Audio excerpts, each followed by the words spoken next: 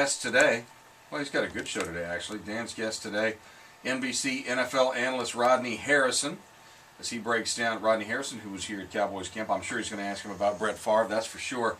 Anaheim Angels skipper Mike Scioscia will drop in on the show, and comedian Will Ferrell to promote his latest movie, The Other Guys. I forgot what Ellie said the title was. The Other Guys with Will Ferrell. Yeah, so he'll be on the Dan Patrick Show. And then Colorado Rockies outfielder Carlos Gonzalez will be among the guests today on the Jim Rome Show. So it should be a very busy day. The stories that we've talked about that will continue to spin forward, and we'll get to David in just a minute, but clearly the Brett Favre saga is going to continue to move on. The news today out of the Minneapolis Star-Tribune is that the Vikings have kicked in a little more cash to try to entice Brett back into the fold. He was scheduled to make about $13 million. The new offer could pay him up to $20 million. Very difficult for any human being, male or female, living or dead, to walk away from $20 million.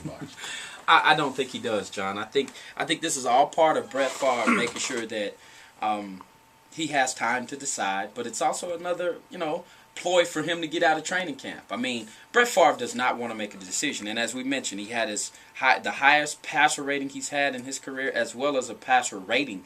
I can't understand. 33 touchdowns, 7 interceptions. It just looks as though to me that Brett Favre will be returning to a sideline, and I do think it's the Minnesota Vikings. If he does, the Minnesota Vikings become instantaneous contenders for a title, much like they did a year ago. And I think Brett Favre, he won't go out because of an injury. He keeps talking about that ankle injury, but this is one of the toughest guys in all of sports.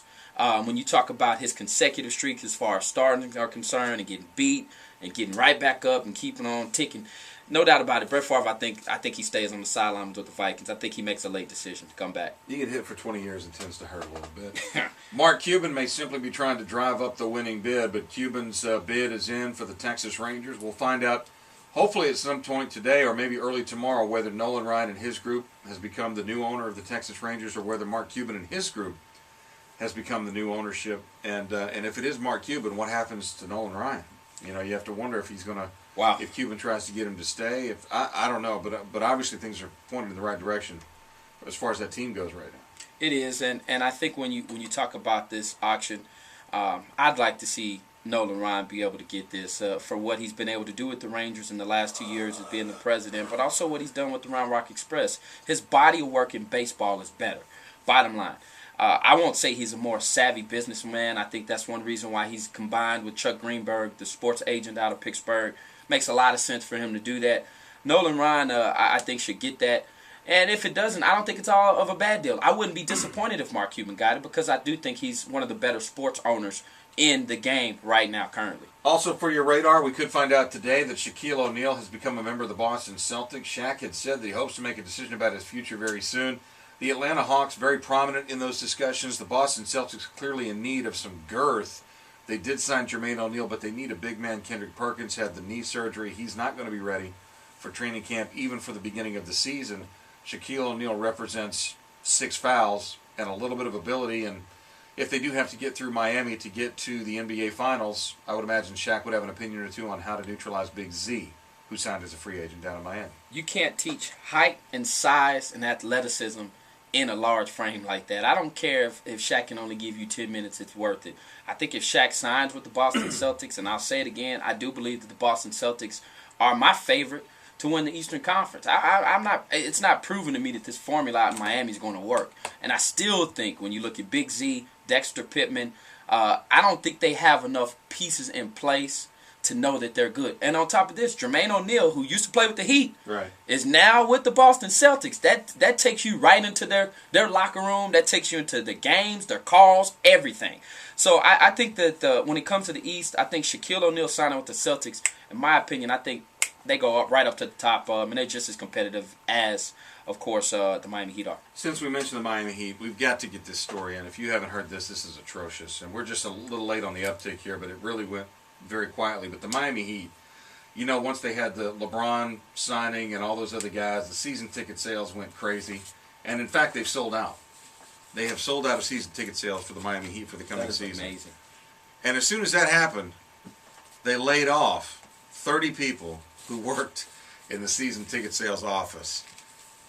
That happened on Friday. They went in and informed us, Good job, folks. We have no more season tickets to sell, which is what you guys do for a living, so get out. You know what I think is unfair about that, John, is what I think is not good about that is they made them more money, which means that, and when you look at that, South Beach is not a place known for professional sports. My first game, I was active in Pro Player Stadium. Let me tell you something. They don't support that. There's so much to do in South Beach, you don't really care unless it's the finals. So that being said, if they have sold out of season tickets, I cannot imagine why they would. The whole point is you had enough money to keep those people hired to begin with. Why wouldn't you just keep them since they went ahead and sold out the season tickets? Find another job for them to do, but don't. Exactly. I don't think that's fair, man. I don't like how that was done. And you know what? Things like that have a strange way of coming back to you, John. I think the word is karma. I think That's the word what they is call karma. it, buddy. Golden rule. David is on the A-Line hotline. David, what's going on?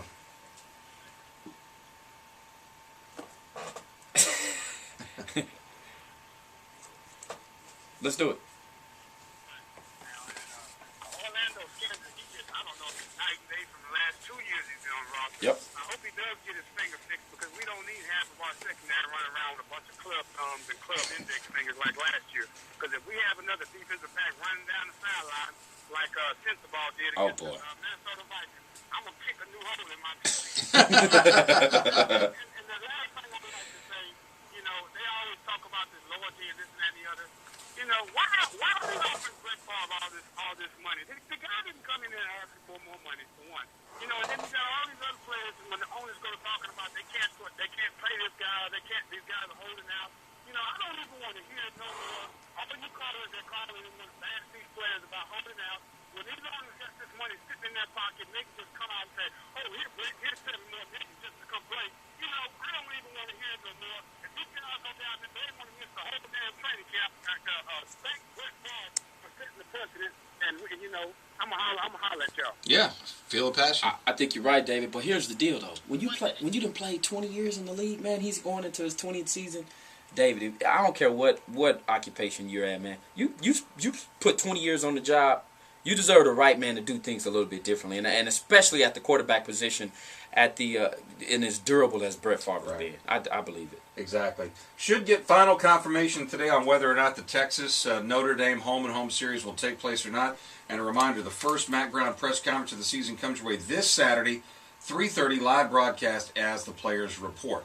On the way out, we'll give away a 5-pack of tickets to go see the Round Rock Express take on the Sacramento River Cats. That is a Sunday evening game, a 6:05 start out at the Dell Diamond. 13th caller right now as we transition over to Dan Patrick wins those tickets. Tomorrow, Thursday, lots more news on the Dallas Cowboys, lots more NFL training camp talk, and Greg Swindell in the 8 o'clock hour to talk baseball. See you tomorrow. Smile and laugh is free, folks. Take a mod's advice. It's pretty good advice. See you tomorrow, AM 1300 The Zone.